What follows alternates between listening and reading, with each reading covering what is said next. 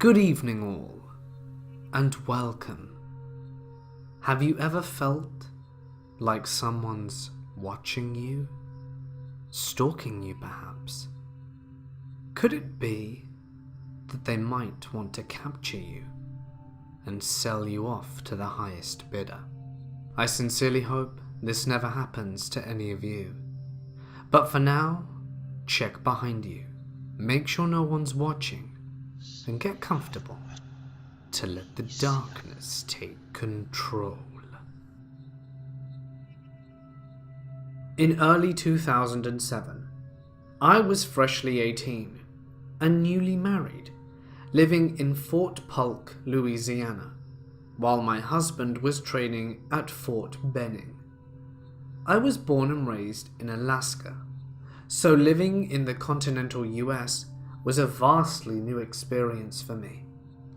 My husband had a weekend off, though he was not allowed to leave the base, so we bought a Greyhound bus ticket for me to visit him and meet the soldiers he became friends with.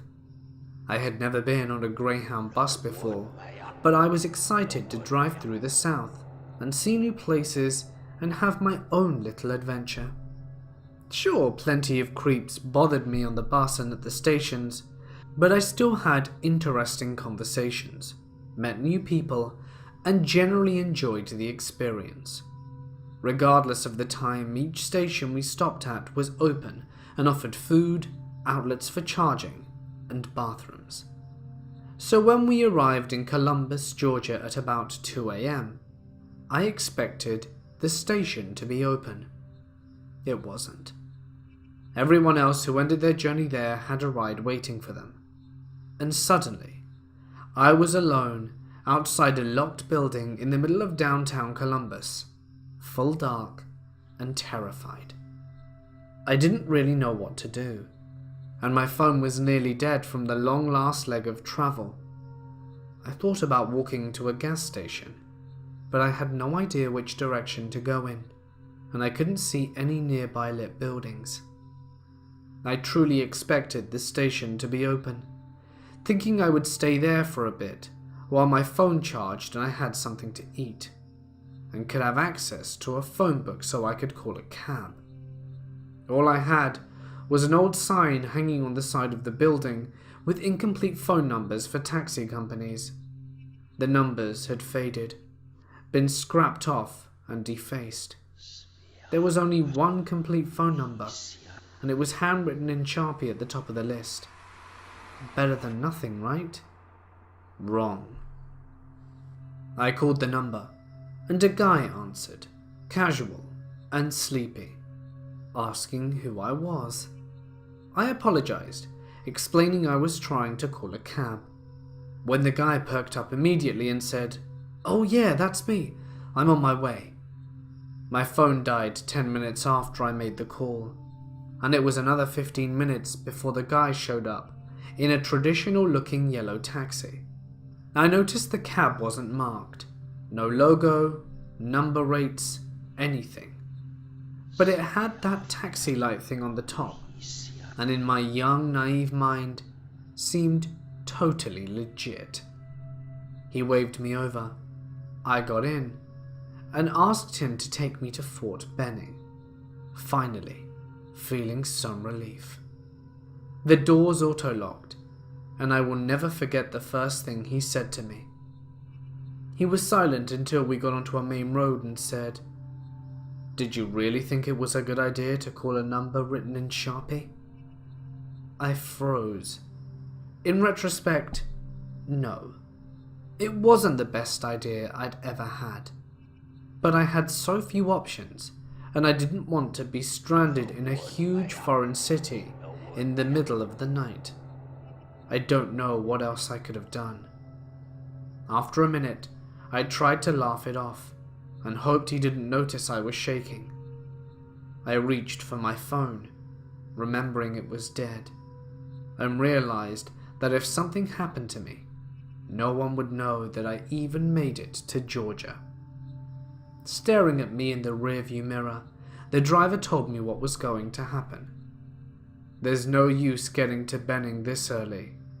The Post Hotel isn't even open. Drive around with me for a while. Hang out, and I won't even charge you." I told him no thanks, that I really needed to get to Fort Benning right away. "Nah," he said, and that was it. We drove to a worn-down apartment complex, where he told me he was picking up a regular to keep me company. I didn't reply. What could I even say? I wasn't raised religious, but I was praying to God for some kind of miracle. Out came a woman who looked a bit like a cliché prostitute. Tube top, miniskirt, smudged mascara, and an unlit cigarette hanging from her lips. Short but ratty bleached hair, pockmarked face, cheap purse, and I have no idea who or what she truly was. But she got in the front passenger seat and lit her cigarette. She turned to me and said, "Don't worry, he's cool. We're cool." Okay. That definitely helped. I had never considered jumping from a moving vehicle before, but even if I wanted to, the back doors were child safety locked, and I couldn't open them. Trust me, I was trapped like a cage animal, just waiting to die. I felt so stupid, so foolish, sitting in the back seat of a cab with no idea what to do and no idea what was going to happen to me. I kept trying to rationalize it, downplaying the situation in my mind. I was too afraid and frozen to actually do anything anyway. As we were driving around, the girl was telling me about the driver, how he was ex-military and had just started this cab business. What a down-to-earth, fun guy he was, and how lucky I was to be picked up by him. How I was cute and young, and everything was cool, cool, cool. Her words were a bit slurred, and I knew she was either drunk or high on something. I didn't really want to know. We pulled up outside a small blue house sometime later, an hour before the break of dawn, and the driver told the girl to keep an eye on me while he went inside. I'm in full-blown panic mode, the suspense of it all making it so much worse. The girl offered me a cigarette to calm my nerves. I wasn't a smoker, but I said yes. She got out of the cab and opened my door, stumbling a bit before sitting on the curb and lighting another cigarette. She lit mine, and I sat next to her. And I started thinking about whether or not I could outrun her with my heavy backpack, and how long the driver would be inside for. Without me asking, the girl told me the driver was inside showering in preparation. I asked what he would be showering and preparing for, but she kept repeating how he was cool, and how much fun we were going to have, and how cute I was. Then she said ranger cab, because he was like a ranger or something, or maybe that was his dad. He's a good-looking guy, military muscles. God finally answered my prayers when the girl slumped over and passed out on the grass. I saw the track marks on her arm and guessed heroin.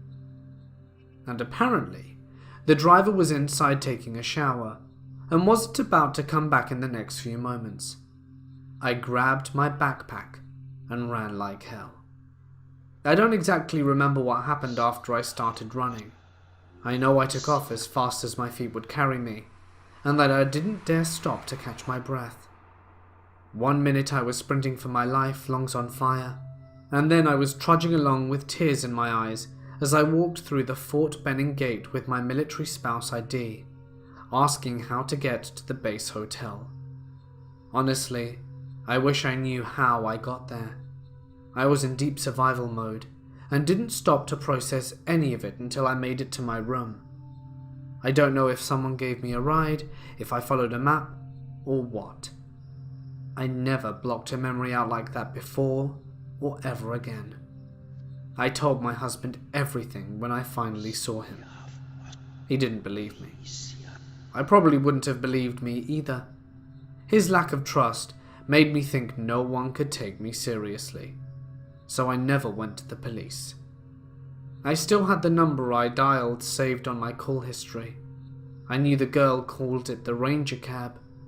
What I didn't have was the confidence or support to report it. Sometimes I think back to that day and wonder what would have happened if the girl did not let me out of the cab, and if she hadn't have passed out on the ground, and if the driver had never stopped for a shower. It's one mystery that I do not need the answers to.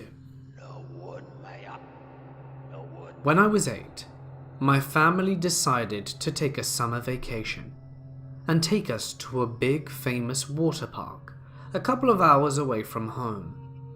It was me, my older sister who was 11 at the time, and my little sister who was 5, and my uncle who is paraplegic, and his girlfriend. We get to the water park, and my uncle and his girlfriend end up staying at the cabinas at the very entrance of the water park, due to the fact it was the only place with shade, and he had no intentions of getting in the water with his wheelchair. So they let us go off on our own all day. Big mistake. Since there were only either single or double person tubes, my older sister decided to get on one with my younger sister and let me go on one alone, but just hold on to theirs. And that worked for a little while, but we got to the lazy river that went around the whole park, and at the end of the river, they made it like very fast and crazy with waves crashing into you and stuff. I ended up letting go of their tube and flipping out of mine. By the time I even realized I had lost them, I thought it was no big deal, and that I would just find them soon enough again.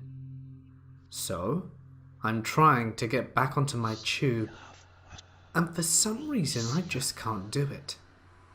A man notices me struggling and decides to come and assist me. I finally get in and thank him and try to float away, but he hasn't let go of my tube. Instead, he starts talking with me and asking me why I'm alone.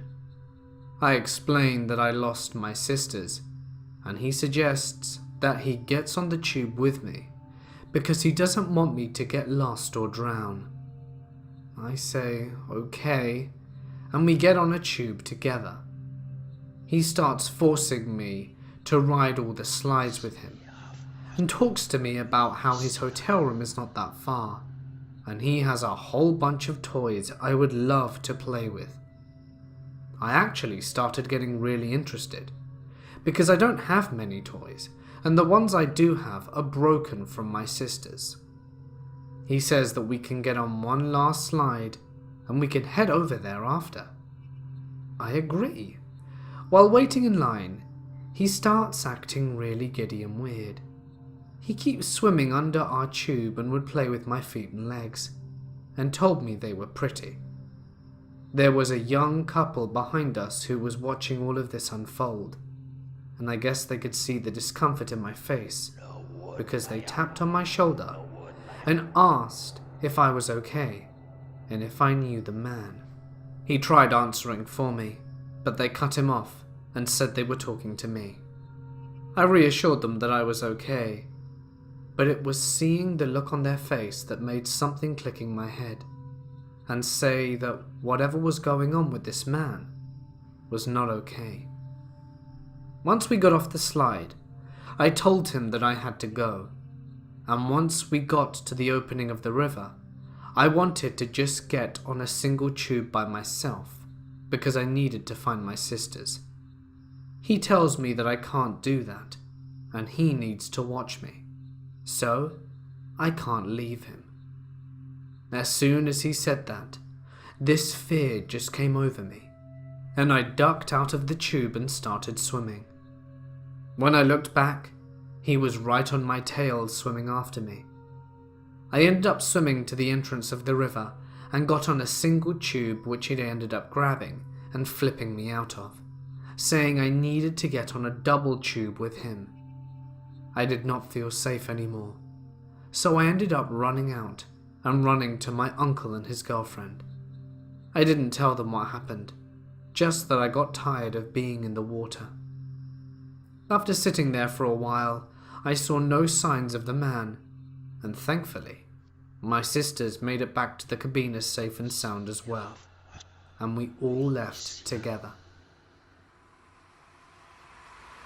This happened to me when I was 10. I grew up in a military family and lived in the Middle East for a significant portion of my life. Because of this, we frequently traveled to different countries because of the low cost and proximity. On this particular vacation, we flew into Cairo, Egypt, the kidnapping capital of the world at that point in time, for a long weekend. We only lived about 2 to 3 hours away, and it was a late night, and we were staying at the Marriott Hotel, which had a taxi/shuttle service that was supposed to pick us up. For some reason, our driver never showed, so we were forced to find regular taxis to take us there, which took forever that late at night. We finally found one that was offering us a pretty good deal. They don't run by meters, instead they just give you flat rates that they choose, and headed towards the hotel. Out of nowhere, another taxi basically T-bones us in the middle of the road, causing us to stop. There aren't really defined roads in a lot of Arab places, so it isn't really that surprising that we got hit. In Arab nature, the true drivers get out of their car and start yelling at each other, and that it was each other's fault, and looking like they were going to throw hands. Eventually they got back into their respective taxis and parted ways. My family and I were completely taken aback. We had been in Egypt for less than 2 hours and were already having quite the adventure. We finally got to the hotel exhausted. It must have been 3 AM at this point, and our driver helped us get our bags out and get settled, and told us that he felt so bad about the car accident that he offered to pick us up the next morning and take us to the Great Pyramids, which was on our agenda for a super cheap rate. My parents agreed and decided on a time for him to come, though I can't remember when. Fast forward to the next morning. Everyone is ready for the day, excited to see how crazy it was going to be. Our driver was outside waiting for us, leaning against the car like someone in an old movie, right when he said he'd be there. I'm a blonde-haired, blue-eyed girl that had a deep tan at the time, and being in Egypt, that was a rare sight. When the driver saw me in the daylight, he gave me the creepiest, most unsettling look that sent chills down my spine even as a 10-year-old. I knew something wasn't right with him. Nonetheless, we got into his taxi and headed towards the pyramids. He continued to try and talk to me and joke around with me the whole ride, something I found to be extremely creepy and bold since both of my parents were in the car. We get super close, and there's an entrance that people can go through and walk the long distance to the pyramids. And there is an entrance taxis can use to go through. You have to pay to see them, strange but true, and our driver keeps making jokes about my blonde hair and blue eyes, and bringing up that he could get me into the pyramids for free, so my parents wouldn't even have to pay the extra ticket price. We laughed it off, and my parents paid him and said thank you, and began to exit the taxi. I don't remember how it happened, but at some point after I got out of the car, he did too, and directed me towards his trunk. I was confused and thought we had forgotten something, so I stayed behind as my parents walked towards the gate to get whatever I thought we had left. The driver pops the trunk, and there wasn't anything in there. He grabbed my arm and put a hand over my back, trying to push me into the trunk, and said, "I'm getting you in for free," over and over again, as I resisted. Naturally, I freaked out and screamed out to my mum and dad at the top of my lungs, terrified. When they heard me and noticed I wasn't behind them, they started sprinting back to the car. When the driver heard me scream, he immediately let go of me, closed the trunk, and drove away, just as my parents started to run to me. I was crying my eyes out, terrified out of my mind, knowing that an Arab taxi driver tried to put me in his trunk and drove away the second I screamed for help. It's scary to think what could have happened if he'd been stronger and more prepared, or faster. He's the reason I'm still terrified of taxis, Ubers, lifts, and of any car service of that nature. I grew up in a small town in Texas. We lived in such a small town that everyone knew each other, and even if you didn't know someone's name, that at least their face was recognizable or familiar. Also, I grew up with 3 other siblings, and we would all walk to and from school together. At the time of this memory, I was a young 7-year-old boy, and I remember it clearly being an intensely hot day. For reasons I can't recall, I was walking home alone that day, which was highly unusual and rarely ever happened. We didn't live too far from the school, but we could take certain tucked away routes that we perceived as shortcuts. This particular route was occupied by just a few houses, and most of them were empty, so it was usually a very quiet, inactive area, with little chances you would even encounter cars driving by. I remember thinking it was so hot that day, and my backpack was so heavy, and I couldn't wait to get home. Halfway to my house, quietly out of nowhere, I hear a car slowly driving behind me. After walking for a while, I finally turned around to see it was a small black car, and I could barely see that there was more than one person in it. Being a very shy and anxious kid, I tried to ignore it and keep walking, but it continued to slowly trail behind me. Part of me thought that this was all a prank. When my family first moved to this small town, we would get teased a lot for being the only Asian family in town. After what seemed like the longest and most awkward minutes of slowly being followed, I started to feel uncomfortable.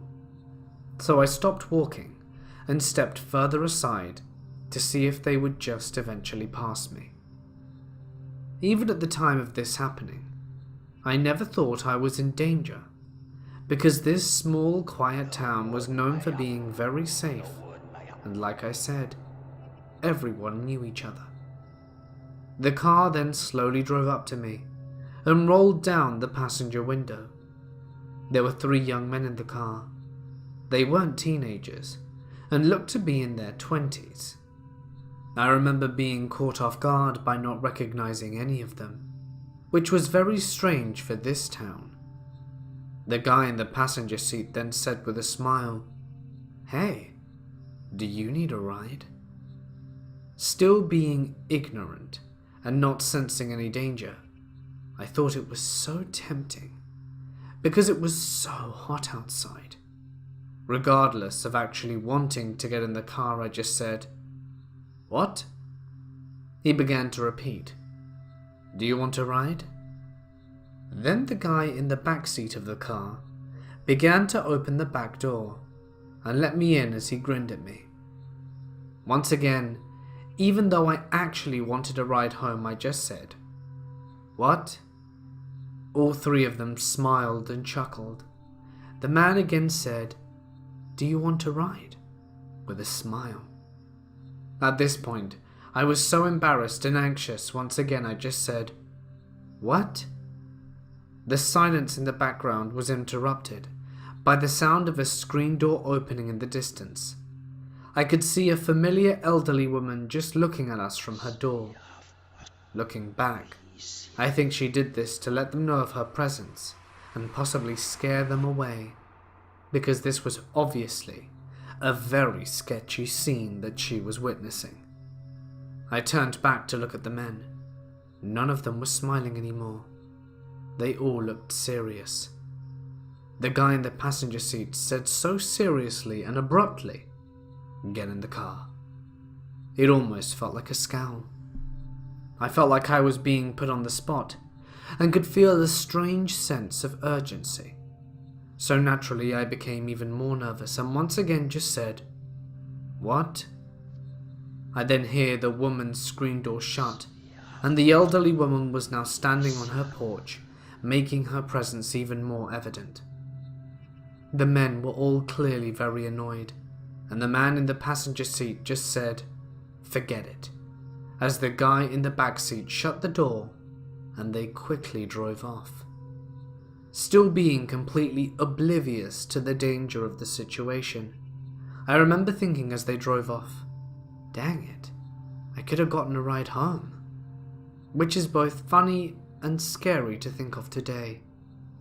I then turned to the elderly lady on her porch, and she gave me a gentle smile, and I shyly smiled back and continued to walk home. It was years later that I realized how shady of a situation this was, and I'm so grateful to the old woman who practically scared those strange men away. I was so close to willingly getting in their car, and if she wasn't there, who knows what these men could have done when they lost their patience. It gives me chills today to think of what may have happened if I got in the car with those strangers. So thank you, kind elderly woman, and to the 3 strangers in that black car, let's not meet again. This happened on Halloween when I was about 11. My friend and I decided to go trick-or-treating. Yeah, we were a little old, but we just wanted some free candy. I lived in a very nice neighborhood. One of those ones where everyone gives you the full-sized candy bars, so it wasn't unusual to have a lot of people come there for trick-or-treat. However, that also meant that there's about an acre of front yard for each house, so it took about 3 minutes to walk between each door. It was a good night for Halloween weather-wise, not too chilly, not too rainy or anything. This is important later. So it's approaching 8:30 p.m, and after hanging around on the golf course and appreciating our candy haul, we decide to start heading home and call it a night. The street I live on is a gigantic U-shape, like a little over a half-mile walk from the top of the U, down the bend to the other side. We were walking towards the end of the U, further from my house, as we wanted to take the long way, since it was such a nice night.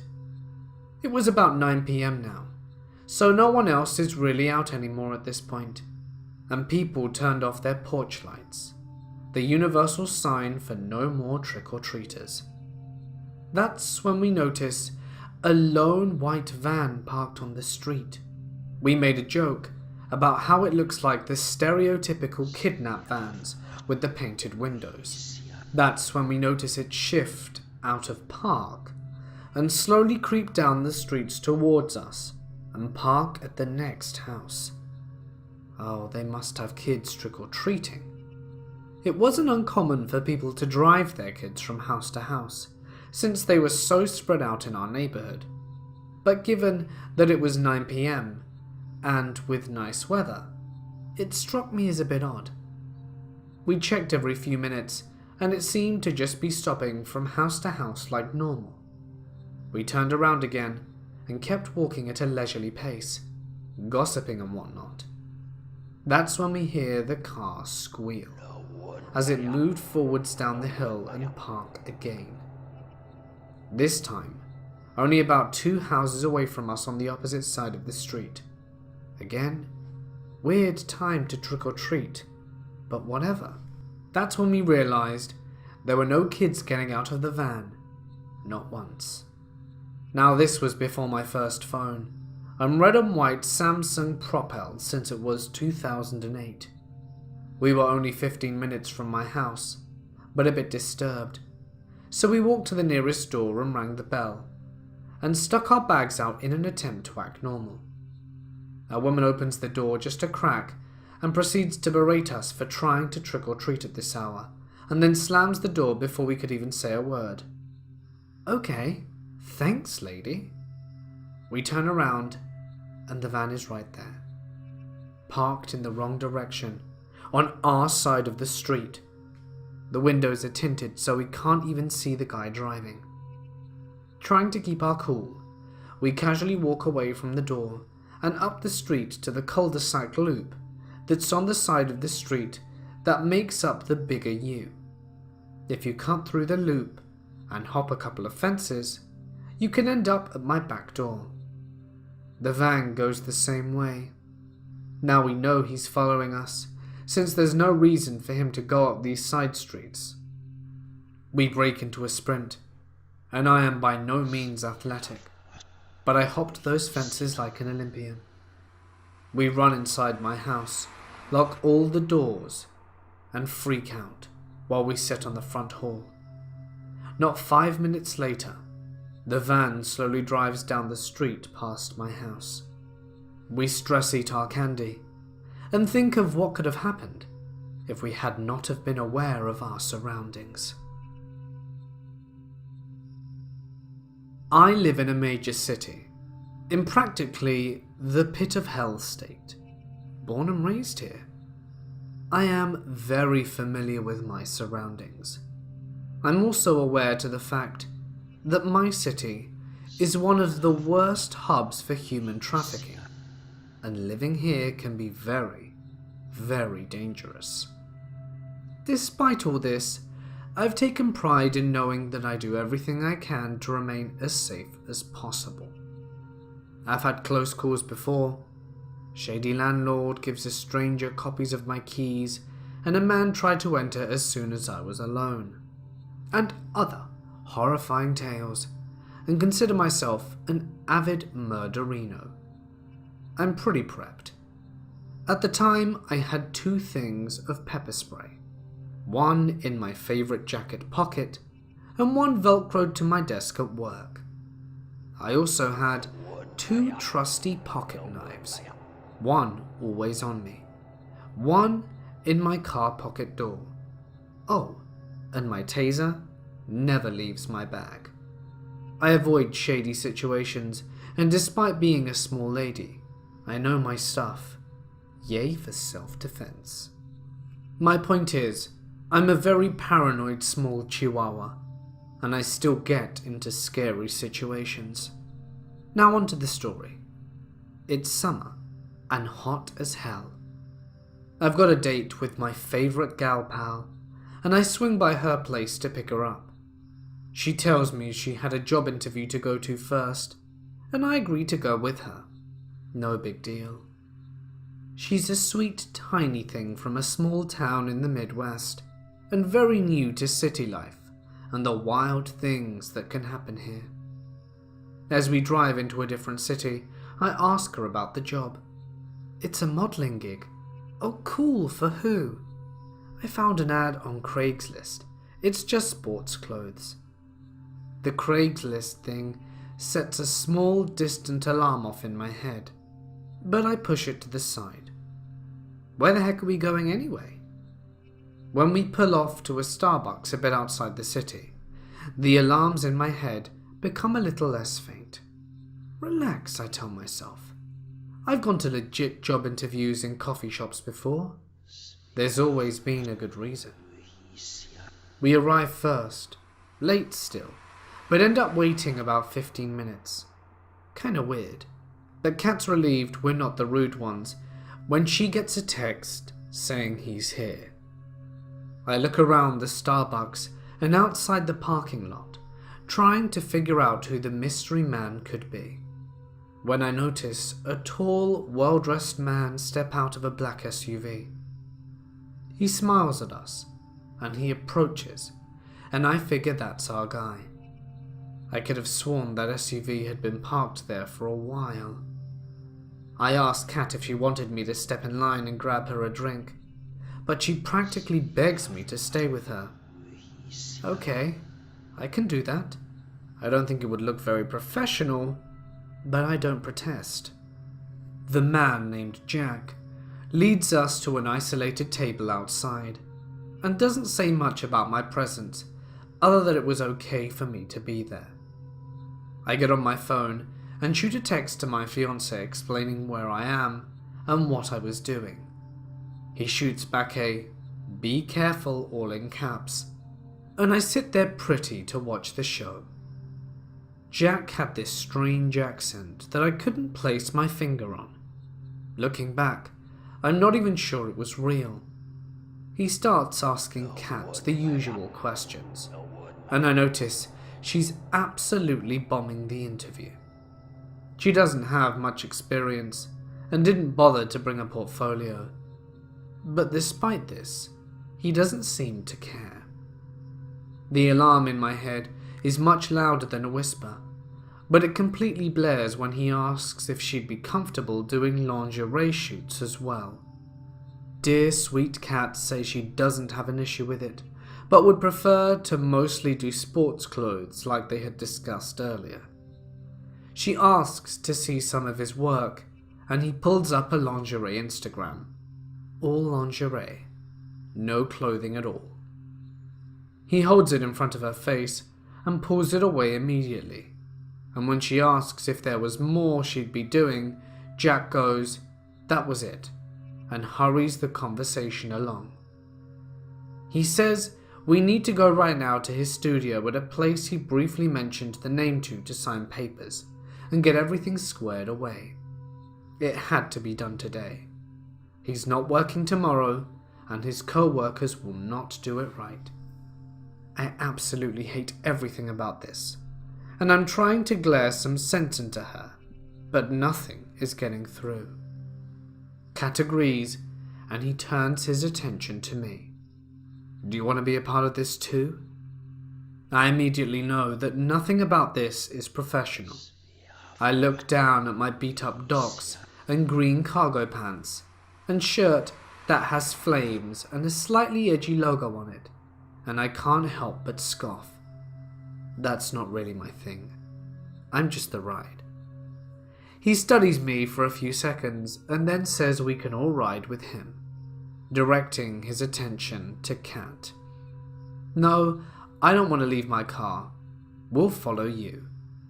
He looks offended that I butt in, but asks where we parked. Right in front of the store. I got it. I pull Kat up to the Jeep and make sure we walk behind him. As soon as we get into the car, I lock the doors and try to keep from freaking out. We are not going. This doesn't feel right. What about the lingerie? Everything I say she has an excuse for. We pull out of the parking lot and I follow Jack's SUV. But the whole time I'm trying to figure out how to get out of this. Kay doesn't like the lingerie. But this could be a door for her, she says, and she desperately needs the money. What if it is legit? He was alone anyway. You have your knife and spray, right? Of course I do, but I'm 5'2", and this man's 6'3", and Jack could very much have friends, and I wouldn't want to possibly kill or be killed. I realize Kat is batshit. We drive along as I try to talk to her and start driving out into the desert, the middle of absolutely nowhere. There's a divider in the road that prevents U-turns, and I get an eerie feeling that Jack knew to take us this way. I'm absolutely desperate at this point. I pull out my phone and snap a picture of Jack's SUV license plate. I upload it to Snapchat, where friends can see it. And Kat starts getting uncomfortable once she realizes how far we've driven. The name of the place he mentioned springs back into my head, and I know it's familiar from somewhere. A commercial jingle that's distant but catchy. It's a restaurant or hotel or something. He wouldn't have a studio there. Please just look it up. So she does. it's a casino. Unless this man had rented out a space, he wouldn't have a studio there. It's not consistent with the information he gave us. Kat is freaked out at this point. I tell her that this isn't uncommon and that he was trying to confuse us the entire time. Throughout the entire interview, she had a confused and hesitant look on her face, like this wasn't what she was promised or expecting at all. Kat finally agrees that we need to get out of there, and I start to breathe easy again. I notice that every 5 minutes or so there's a break in the medians. It's a rough, quick stop and turnaround, but I'll have to do it. So I do it, and we absolutely gun it. Kat gets a call from Jack, and she ignores it. I convince her to call back, and she gets nothing at all, like the number had blocked her. It didn't go through. I tell her to take a screenshot of the Craigslist ad, but she can't find it anywhere. It's like every trace of Jack had disappeared. We go back to her apartment, and I tell her that she needs to report it. She promises she will, but later, because she doesn't want her husband to know. He didn't even know she had this interview to begin with, and she didn't want him to know what happened. If I hadn't have driven her, she would have gone alone, without telling a soul, and who knows what would have happened. I tried not to scold her too badly, but I just reminded her that our city was very different and much more dangerous than where she's from. Sweet Kat, I hope you're a little more awakened to the world, and I'm sorry for that. It's been a few months since we split ways, and I'm worried over all the oblivious, crazy things that you get into. Since the incident, I now have 3 pepper sprays, 1 for the car, and a new pocket knife to carry around. Thanks, Dad. She's gorgeous. I'm almost 4 months pregnant, and now finally ready to get out of this damn dangerous city. Please, please, please, dear listeners, be safe out there. It's such a scary world, and be damned careful with Craigslist. Jack, if you're really the scary guy my gut deemed you to be, I hope we never meet again. I come from a chaotic upbringing. I was born and raised as a child in South Korea, and I later moved to Australia with my mother, having lost my father in a homicide. The next few years of my life in Australia were difficult. Meeting and making friends was difficult in the early noughties, particularly since I was quite nerdy and didn't speak much English, something most Australian kids at the time did not relate well to. One of the scariest moments from my life was when I was aged 12. At the time, it did not even occur to me how close I came to potentially losing my life. My mother and I were on a road trip heading south from Melbourne to stay on the southern coast.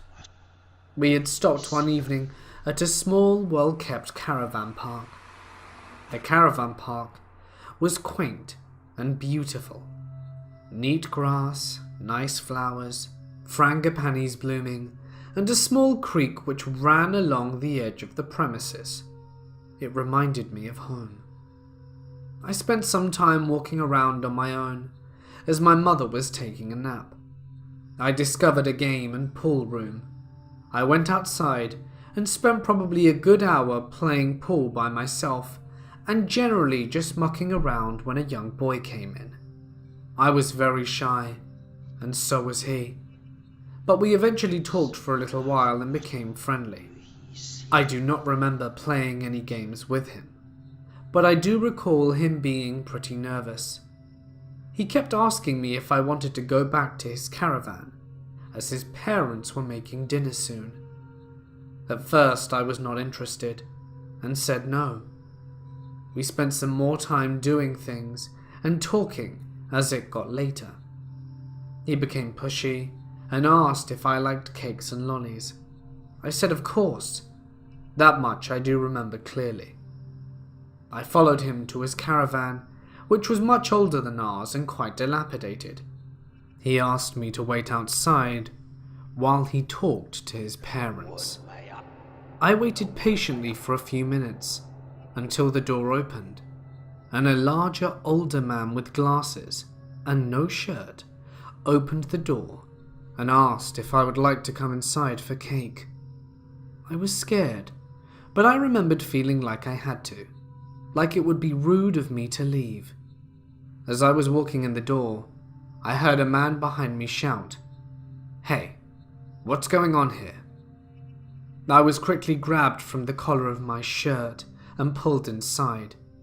The man then quickly tried to lock the door behind me.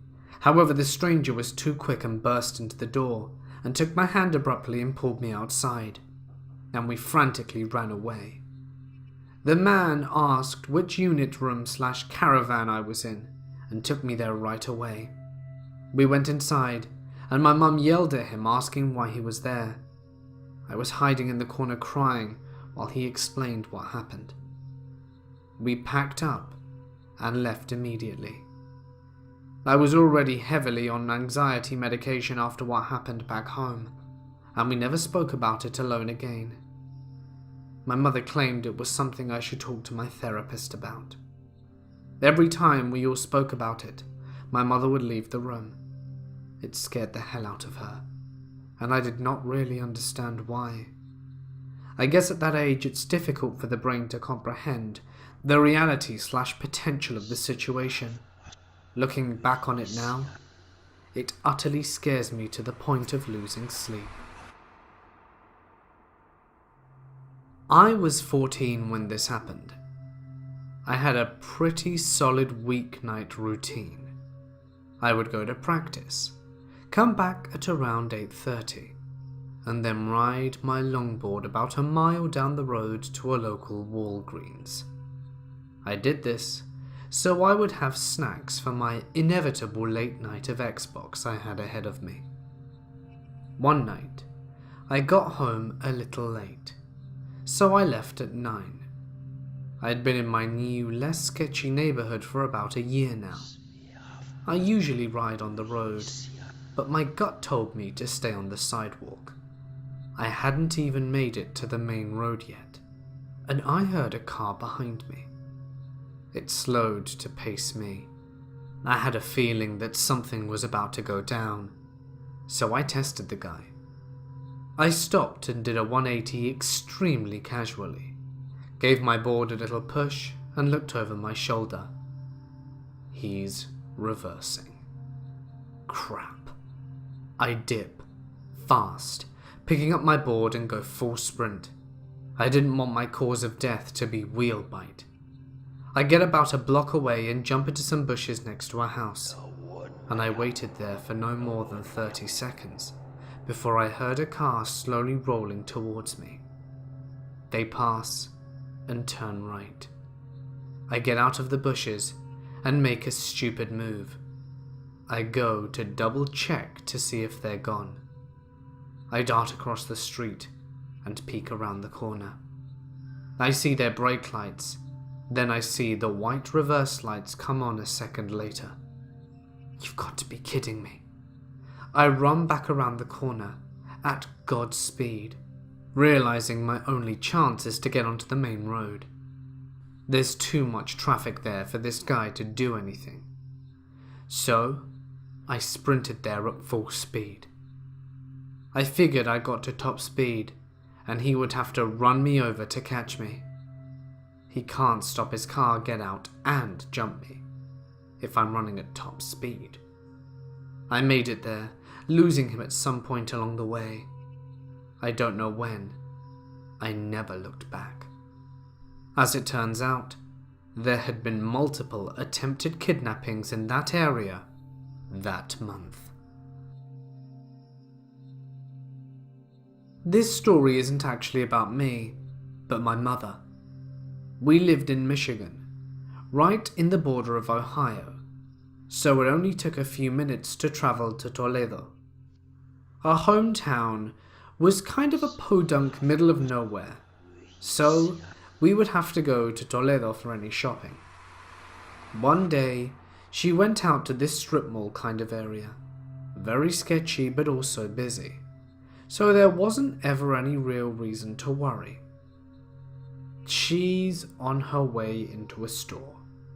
My baby sister at the time in tow, and this red panel car pulls up right in front of us, blocking her path to the front door of Target.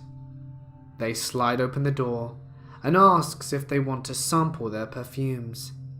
My mother is 90 pounds soaking wet and way too polite for her own good. She smiles and politely refuses and continues to walk into the store. On her way out, she's walking back to the car. The goddamn panel van and the dirty old couple block her path to the car and slide their door open again. Want to sample our perfume? This time my mother doesn't answer and proceeds to walk around the rear of the vehicle. The man puts it in reverse and the woman asks again, "Want to sample our perfumes?" My mother immediately starts dialing 911 and the van peels out. The operator had said that they had calls multiple times today about the van and that there were reports of them kidnapping people who would actually sample the perfumes. This story to this day still scares the crap out of me. Not only for my mother's safety, but for the safety of my infant sister she had it with her at the time. Needless to say, I don't think she wants to meet them again. This happened at school when I was 4 or 5. I remember that I spent the day at the zoo with the rest of the class, and we were returning to school on the bus. So the bus finally stopped 3 or 4 meters away from the school doors, and everyone got off the bus to join the class. It turns out that I was the last one leaving. Even the teachers had left. So I was about to enter the school's playground when a woman got out of her car and called me right in front of the open school doors. "Hi, sweet boy. Do you want to go to the zoo with me?" At this moment I had a weird feeling. I knew something bad was happening. How could this woman know I went to the zoo? And why would she ask me to go with her? I couldn't think. I was paralyzed. And she kept inching closer. When she was about 2 meters away from me, and she walked up to me, I felt a strong grip on my wrist, and got heavily pulled into the school ground. I looked up and saw my teacher, even more scared than I was. She looked like she was going to cry. She ran into the school as fast as she knew I could run without looking back. Today, I still don't know what this weird woman wanted, and if she really followed me since the zoo. But whatever. I hope to never encounter her again. Hey guys, it's Mort here, and thank you so much for listening. Lots of tales today with plenty of information to take away from. Always be safe and careful out there, guys. You never really know who you can trust. If you liked the video, please do not forget to drop a like and leave a comment with what you thought to let everyone else know in the comments section. That's always a real help. Something else I can recommend wholeheartedly is if you're new here, why not subscribe and press the little bell icon to be notified every time I post. I do post at roughly the same time each night, so be sure to get your nightly spooks in. If there's a story that you would like read on the channel, feel free to send it to my email or post it on my Reddit. Either are fine. But anyway, for now guys, I'm gonna sign off. Please stay safe out there. Stay awesome, and I'll see you in the next one.